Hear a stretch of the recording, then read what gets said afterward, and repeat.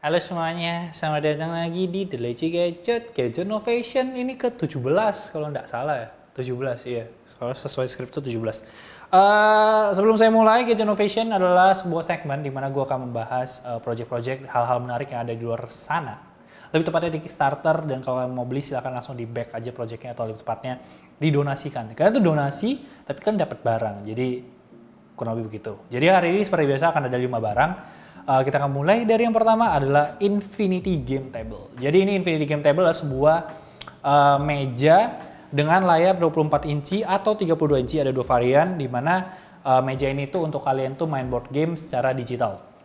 Untuk meja sendiri ini dia bakal kayak ngedetect kalian tuh kayak main Monopoly itu bisa ditarik untuk player-player dan segala macamnya, dan ini juga bisa dimainkan secara online, jadi ini sebenarnya hal yang menarik banget. Cuman untuk pilihan-pilihan game itu udah kayak kerjasama sama Hasbro Gaming, jadi kayak ada Monopoly, Ticket to Ride yang main kereta-kereta itu, terus ada Scribble sih yang kata-kata? Scribble, terus selain itu ada beberapa game-game kayak coloring juga yang simple-simple atau puzzle, atau mungkin ada yang komik juga, kalian bisa baca juga, itu kayak udah kerjasama. Terus dia punya App Store juga yang nantinya akan memberikan update-update. Total itu kalau nggak salah ada 50-an game. Dan ini tuh kayak semacam kalian bayar sekali untuk selamanya, karena kalian tuh nggak usah bayar bulanan lagi, dan kalau mau main ya tinggal main gitu. Menariknya tentu aja barang yang satu ini tuh selain bisa jadi meja gitu ya, dia punya kaki gitu di bawah kan, itu bisa lepas juga, jadi itu bisa kayak ditaruh di meja, jadi kayak beneran kayak board game, cuma dia digital. Selain itu dia juga bisa dimainkan secara online, jadi bisa main wifi rame-rame sama teman kalian. Cuma untuk harga sendiri ini cukup tinggi ya, untuk 24 inci itu di 500 USD atau sekitar 7,4 juta. Nanti retailnya itu bakal di 600 USD. Sedangkan untuk versi yang lebih besarnya itu 32 inci itu bakal di 700 USD atau sekitar 10,3 juta, dan itu retailnya bakal di 800 USD. Gue ngeliat ini esensinya itu kayak game fisik dan game digital yang ada di konsol-konsol kalian, karena mungkin kalian akan jauh lebih lebih puas dengan melihat koleksi board game kalian. Tapi kalau yang ini tuh kayak nggak akan rusak, nggak usah dirawat, dan bisa main di mana aja, bisa dibawa kemana aja. Kayak kalian bisa bawa 50 game, cuman bawa si satu layar 24 inci itu untuk kalian main bareng-bareng sama teman kalian. Next yang kedua adalah Colude KD K2. Jadi ini untuk kalian yang suka pakai external keyboard, dan ini tuh kayak orang-orang yang lebih portable kayak gue yang pakai laptop yang portnya itu sangat-sangat terbatas. Di mana keyboard ini tuh semacam kayak keyboard kayak Apple yang mungkin terlihat kecil dan minimalis, ringan juga, aluminium juga, jadi itu yang bikin dia ringan. Scissor switch juga. Cuman yang menarik adalah keyboard ini tuh hadir dengan hub yang cukup banyak, jadi kayak ada untuk micro SD card reader, ada SD card reader, terus ada untuk USB 2.0 dengan itu dia ngeklaim tuh bisa 480 Mbps. Terus ada USB 3.0 dengan 5 GB per second, dan juga Type-C-nya itu yang power free sampai 100 watt, dan juga ada HDMI port untuk nanti kalau kalian tuh perlu untuk output video. Jadi keyboardnya itu benar-benar kayak cuman keyboard dicolok, tapi di sini tuh hub-nya itu cukup banyak, jadi itu kalian nggak usah beli lagi USB hub, nggak usah beli lagi Type-C hub yang banyak itu yang biasanya ada di MacBook, dan dia itu juga kompatibel untuk kalian pengguna iPad, macOS, karena dia itu bisa pakai hotkey yang udah ada di sana. Sebenarnya ini ada versi Bluetooth-nya. Cuma untuk versi Bluetooth-nya itu emang gak ada hub, cuman kayak keyboard biasa yang Bluetooth. Jadi menurut gue gak menarik. Makanya gue bahas yang versi hub-nya doang.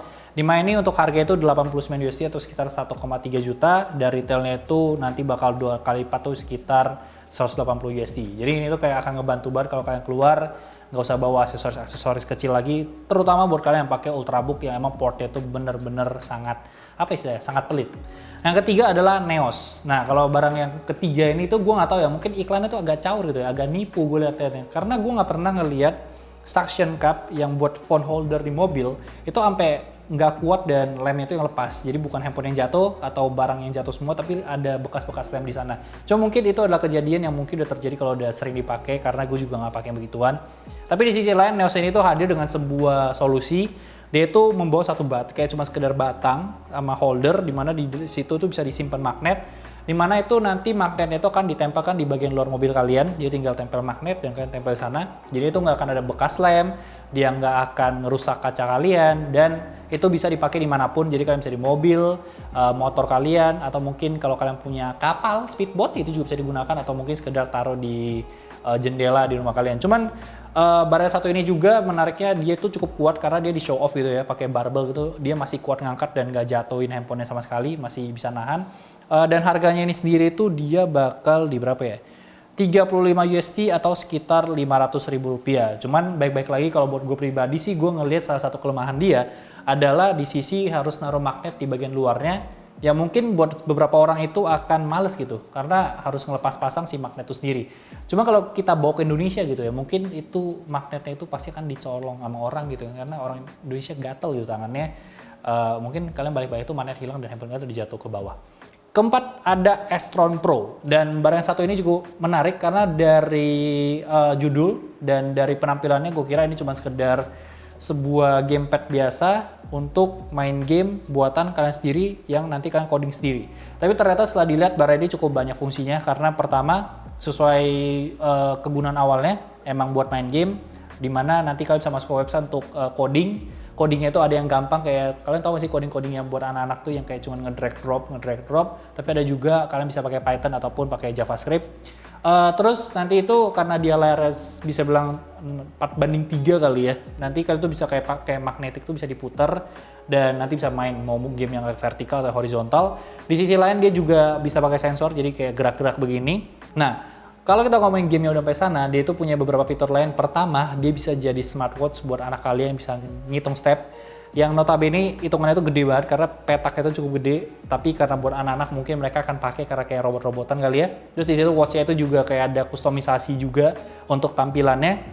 Dan kalau kalian mau main tuh kayak tinggal cabut. Nah di sisi lain ini juga bisa digunakan untuk IoT. Salah satu contoh yang diperlihatkan adalah dia itu bisa menjadi sensor untuk nyiram tanaman. Jadi kalian bisa taruh itu di rumah, kalian bisa monitoring dari handphone kalian, dan gue rasa nanti kedepannya untuk si Astron Pro ini akan semakin berkembang, mungkin dengan sensor-sensor baru yang membuat dia jauh lebih barang IoT, tapi di sisi lain mungkin akan hadir dengan button-button baru kayak joystick atau mungkin cara bermain yang berbeda, yang beragam, membuat barang itu akan menarik sebenarnya untuk dibeli dari sekarang untuk nanti ke depannya.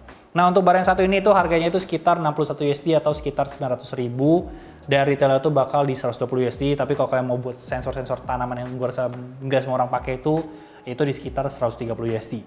Dan barang terakhir ada di M-Lite. Ini salah satu barang yang akan membantu banget buat zaman-zaman sekarang untuk kalian WFH, yang Zoom meeting, kalian yang mungkin streamer, kalian yang kerja di depan komputer dan perlu handphone, mungkin layar untuk menerangin muka kalian. Karena di M-Lite sendiri ini adalah sebuah ya softbox yang kayak ukurannya tuh ya segini nambah dikit lah. Dimana dia itu bagian belakangnya itu untuk brightness atas bawah dan satu lagi itu kayak untuk warm sama cool. Jadi udah aman banget sebenarnya. Terus di bagian depannya itu dia kayak ada 3 layer protection yang ngebuat lampunya itu lebih soft dan nggak akan langsung menusuk ke mata kalian. Nah menariknya pertama dia bisa ditaruh di stand, dimana standnya itu kayak semacam kartu doang. Nanti bisa taruh begini, kalian bisa pindahkan dengan gampang. Terus yang kedua itu kalian bisa taruh di belakang monitor kalian atau mungkin di laptop kalian. Jadi dia pakai 3M, nanti tinggal di slide in aja. Dan ini tuh ada beberapa aksesoris juga kayak dia tuh 3M doang untuk ditempel mungkin di atas, di samping, di kiri kanan untuk kayak feel light atau lampu-lampu partikel. Terus dia juga bisa ditaruh di atas kamera kayak hot shoe gitu. Jadi ini akan ngebantu untuk foto juga. Dan menariknya adalah karena dia itu bisa ditaruh kayak Skynar itu ada 2 atau 3 di sebelah kalian, dan itu bakal ngebikin cahayanya tuh jauh lebih soft dan lebih enak mungkin buat streaming, buat kalian bikin story IG, endorsean, atau buat sekedar Zoom meeting sama partner bisnis kalian. Tapi untuk harganya sendiri itu dia itu di 100 USD atau sekitar 1,5 juta, dan retail tuh bakal di 139 USD. Dan kalau kayak yang tadi gue bilang aksesorisnya itu kayak untuk desk yang di atas, mount yang untuk di atas itu sekitar 19 USD, dan untuk yang kamera itu dia itu di 12 USD. Dan untuk barang yang satu ini tuh dia itu baterainya itu bisa sampai 14 jam, dan menariknya karena dia tuh punya magnetik juga di sini, jadi kayak gampang untuk portable dibawa kemana aja, juga gampang banget. Jadi gua rasa itu aja untuk Gadget Novation part 17 ini. Seperti biasa kalian komen di bawah menurut kalian mana project yang paling menarik untuk episode kali ini, dan mana yang mungkin akan kalian beli. Kalau gue sih sangat tertarik dengan yang pertama, cuma harganya itu 10 juta gitu loh, kayak 10 juta beli board game, menumpuk board game di kantor ini. Oke itu aja, jangan lupa like, comment, share, follow Instagram kita di @LazyGadgets untuk berita lebih update setiap harinya, dan gue di Jordi Leonardo O-nya 2. Jangan lupa subscribe, and thank you so much guys for watching, and I'll see you next time. Bye bye guys.